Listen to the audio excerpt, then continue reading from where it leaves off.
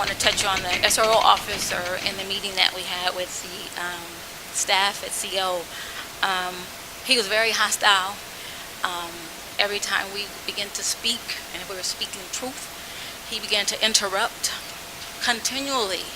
And each time he did it, he would sweat like crazy, red face and everything. He was very arrogant. And what bothered me, I think, the most when I said, how come my son couldn't call me? First he said, I read his rights. And I was like, first you didn't, but that's okay. We know you didn't. But he said, I can do what I want to do. I don't have to let him call you his mother. And I said, excuse me? He go, I can do what I want to do. I don't have to let him call his mother. And I said, so say you read him his rights, even though you didn't. You have a right to remain silent. You have a right to attorney, and he has a right to call his mother. Why didn't that happen? So he got upset, and he stormed out of the meeting. Who is monitoring that stuff in there? Because when I got that report, I was floored, and I had no idea. I was not notified. Why aren't they monitoring this? They can just recklessly write anything in there? Unacceptable. Absolutely unacceptable. You know, and I hear that Officer Francis, he has access to that as well. He's looking in people's stuff. Where is the rebuttal? Can we have a rebuttal? You know, is that how you run things? It's unacceptable. So this is district-wide. We have a voice. We need to know. We should be notified. I want that stuff out of his file, period.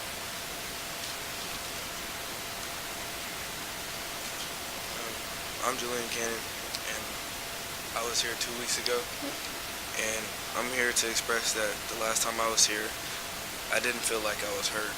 The actions that were supposed to be made didn't get taken care of on time. Since the day I filed a report, I feel everyone on the staff is looking for revenge because I came here. The day after I came here 2 weeks ago, me and my family had a meeting with the principal and Officer Francis. He was very dishonest and aggressive. He claimed that he said that I can call my mom when he had two other officers in the room with me, and forced me to sign the citizen's arrest.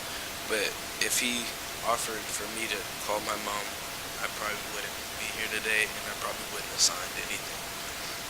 I'm Michelle Murphy. I'm the parent of Miles Jalen Sadler, junior at Elk Grove High School. I am also the principal of Zinder Ranch Elementary School. I filed a uniform complaint with the district that was also given to the California Department of Education. The CDE agreed that the district failed to properly investigate my complaint of excessive force used by Officer Mark Francis at Cosumnes Oaks High School. The CDE also confirmed that the district was to provide me with what I requested: discipline data disproving my claim that African American males were disproportionately forced to interface with school police at Cosumnes Oaks High School under the leadership of Maria Osborne. In early March, Ms. Singh-Allen expressed concern that students may still be in harm's way without policy related to discipline. And yes, students are still in harm's way. Misconceptions are being spread about African American males being involved with gangs in an effort to justify their mistreatment. Administrators at COHS still are able to refrain from contacting parents as they allow law enforcement officers access to students over things like stolen earbuds. Worse, parents are not able to get an investigation launched against an officer on our campuses because they are not district employees. So the district cannot investigate their actions against our students, nor will the district aid parents in investigating or filing a complaint against an officer. I filed a complaint against Officer Francis with the district and was told Elk Grove would not investigate, and I was given the name of a lieutenant. The lieutenant never followed through with the filing of the complaint. This I learned from SAC Sheriff. They never received anything about my case related to my son and the excessive force used by Officer Mark Francis when he lifted my son out of the seat, threw him across the vice principal's desk with the vice principal present and the vice principal confirming that he did this, and handcuffed him. Nothing was done, and Mark Francis remains at Consumnes Oaks, along with the same administration. My asks are the same. Policy and regulations related to the sheriff we have brought to our schools, and a new ask that the district require our service provider, Sacramento Sheriff, to create an effective method for investigating the behavior of officers. Thank you.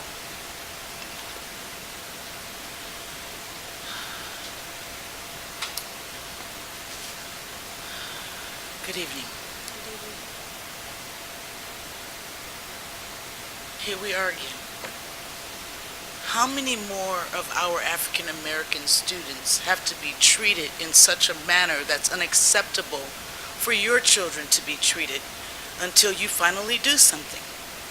Why is it that we're allowing police officers to come on campuses and run the campuses like they're in charge? We want you to hear us, and we feel like you're not taking us serious. First request, I want to tell you about your district.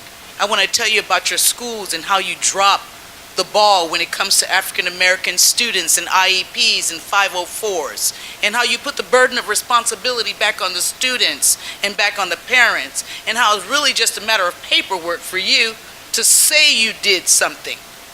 We're not going to sit back and just let you tell us you're going to do something and you're not. So what we're demanding from you is that you need to open up and make a way for us to come and help you. Will you hear us when we start the campaign to not even start school next year, but to boycott? Will you hear us then? What is it going to take? Why do we have to come here and beg for what you give other students? Why? Why do we have to do that? Why would you take a student and have that student be terrorized by police officers without his parents present? Why would you not allow that student to not talk until his parent became present? These are not new tricks. Don't think we're stupid and we think that this just happened. No, we got Pleasant Grove. You got Consumnes Oaks over and over and over again. What is it going to take? When are you guys going to listen? Do we have to get radical for you to hear us? Do we really have to start pulling our children out of your schools? I tell you what we're going to do. Until we get our clearances and until we're fully trained, the village is going to start encamping ourselves around and about your school campuses. We're going to be on the outsides of your schools so that you know that we're there, because we're here. Just because we're not here always making noise don't mean that we're not working towards a solution. We are solution oriented when it comes to our children. We are demanding that this district cut to the chase. Stop feeding us a bunch of BS and telling us all these little nice phrases of what you're going to do. We want to see some action. BYLP is in the house. The village, we're in the house. And we want to see some action, and we want to see it now. We want you to provide Julian and his mom everything they need to finish out the rest of this school semester. I'm prepared to come on campus tomorrow with Julian. You understand? Because this has got to stop. We're demanding that you guys do something. Good evening once again. So I was actually one of the persons inside that room for the parent meeting with the SRO last week. And my observations, I did email those to your superintendent, and I think Miss Bobby got a copy too. What I observed is that you all had somebody in your schools that does not like children.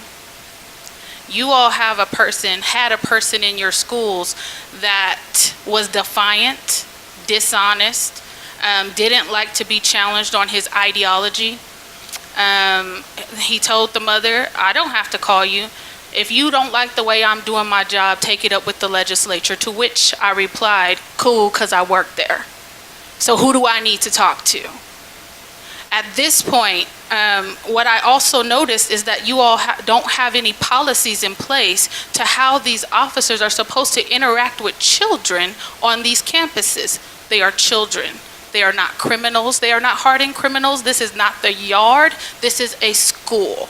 We need policies in place. If you're going to have officers on these school campuses, we need policies in place that dictate the scope of their authority.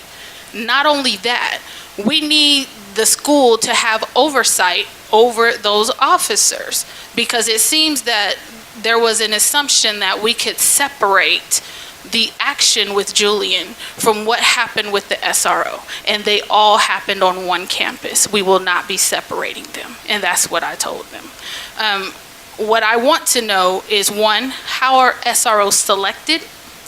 Two, what qualifications does one have to meet to become an SRO in your district? Three, what training do they undergo as it pertains to dealing with children? Four, how many complaints does an SRO have to get before he or she is relieved of their duties? Five, can SROs delineate between children and criminals, and are they one in the same? There is an obvious fear for our black students, especially our black boys, when it comes to dealing with law enforcement. And I want to know whether or not that is taken into account.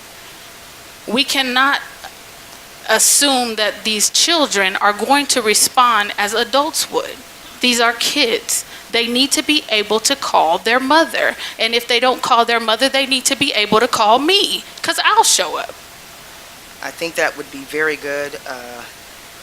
I was just really floored by what I heard regarding this mother and her child and what they experienced. I'd also like to put forth a request.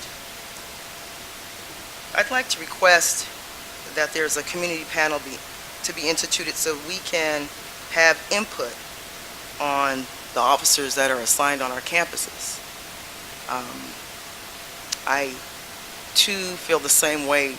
How can we take someone that's typically in the community policing and then bring them on campus without any training? During the civil rights movement, there was a woman named Rosa Parks who was arrested for refusing to give up her seat to a white man. And that wasn't her first time being arrested for that incident. She also was not the first person to refuse her seat and get arrested for that same incident. There was a lady named Claudette Colvin. She also was arrested. Rosa Parks was arrested in December. Claudette was arrested in March. Right? The reason I'm bringing that up is because Julian isn't the first person to experience this incident. What's going on right now is we're giving you all an opportunity to create history. Are you going to allow Julian to be a Claudette, or are you going to allow him to be a Rosa Parks? If this was your child, what would you want? I understand that you have a lot on your plate as a board, but pretend like this was your child in that situation. Every day at Cosumnes Oaks High School, there's a student being harassed because they're black. And that's unacceptable. First and foremost, I am here standing in solidarity with Julian and his mother. And I want to take a moment because I want all of you to look me in the eye. No longer will you be able to sit up at the dais and be complacent. We will not settle for head nods and lip service. This is my ultimatum to you all before you today. You know, education is the foundation of the American dream. You work hard enough, you learn, you study, you go to school, you get a great degree, you get a great job, you live the dream, correct? That's not true for black students who are terrorized on your campuses while you're still sitting here. Let's be honest. And so we're not going to play the game if we don't know and be complicit, because if you want to talk data and you want to talk statistics, I can definitely do that. Disparities continue to affect black students when it relates to suspensions. So like I said, you will no longer be able to pay lip service to us. And let me make it very clear. I speak politics, I speak policy. I work in the building that crafts the education code that governs this board. So if we want to talk that, I can talk it. I will not beg you all, nor will I plead. This is an ultimatum, like I said. I see the Senate resolution up there, so you're very familiar with the legislative process.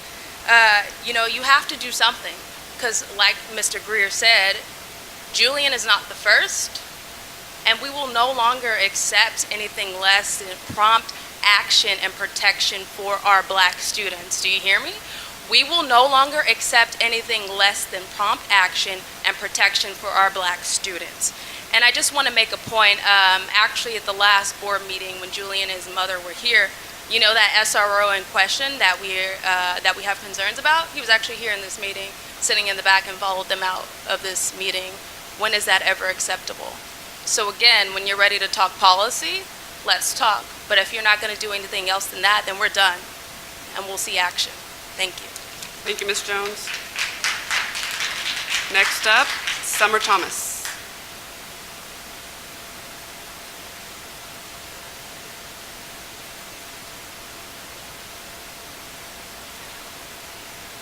Good evening.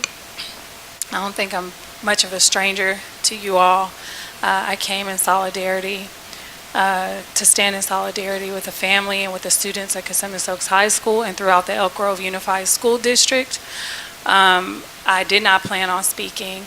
I will say I have currently in Elk Grove Unified School District a 15-year-old black son, a 13-year-old black son, and a 10-year-old black son. I had my 15-year-old, he's about 6'1", and when they were talking about OCI and suspensions and how our students are targeted, my 15-year-old, he's a freshman this year, and he was in 8th grade at Elizabeth Pinkerton last year. He came home, he was in a Spanish class, and he came home, he said, "Mommy, I don't like the class." I said, "Why?" He said, "The teacher doesn't keep control of our class." My son is honor roll student, kind of geeky. Engineering is his interest. He throws hammer. He gentle giant. Every teacher he encounters says this about my son. He comes home. He said, "Mommy, I got OCI." 8th grade. I said, "Why?" "Well, she said I was talking." "Were you talking?" He said, "No." He said the girl asked me in my group a question regarding the work, and I tried to tell her, and everybody was talking like she had given a warning. I said, "Well, what did you do?" He said, "I was just trying to help her." So I called the teacher, and she said to me, "I know your son's a good son, a good student, but I had to make an example out of somebody." My black son. It happened to him. I can't remember the class. It was 2 weeks ago. The same thing happened. He got sent out of class. He does not get sent out of class. It's just not who he is. Now, my 13-year-old, maybe. But my 15-year-old, I know him. And he got sent out of class because people were talking and they didn't see him do anything, but they said, "Well, I had to make an example out of somebody." So you got these white teachers out here making examples out of black students just for the sake of doing it, because they got to make an example out of somebody. That's unacceptable to me. You paint a picture of my son. That's my child. How dare you employ faculty that makes examples out of young black males for the sake of making examples of them? What if my son was truly affected by that? What if he didn't have me as a parent? The issue that I have, and I may run a couple seconds over, people come to me and say, "My son got suspended." Other parents have called and said, "Your son shouldn't be suspended because my son was at fault." They won't reverse anything. When I look up the code and the policies and procedures for the schools, when these parents call me, I look them up and I said, unfortunately, it's discretionary. Although your son didn't start it, although your son didn't initiate anything, because he engaged in mutual combat after someone threw food at him and hit him, he gets suspended for 3 days and gets kicked out of basketball for 6 weeks for defending himself. What can I do, Summer? You need to call a district. You need to talk to the principal. These are the things that you need to do. But when I look in the code and I look at the policies and procedures, it says that it's to the school's discretion. So what if this student already has this picture that the principal and an admin and the faculty have painted of this student? Then it becomes subjective. It's no longer objective. They've already painted this picture. There needs to be something in the policies and procedures and the way that you guys do things where it takes out that discretion. It should be district-wide. It shouldn't be at the discretion of someone who has already painted a picture of a student and can't see anything else. Thank you. Thank you. Thank you, Ms. Thomas.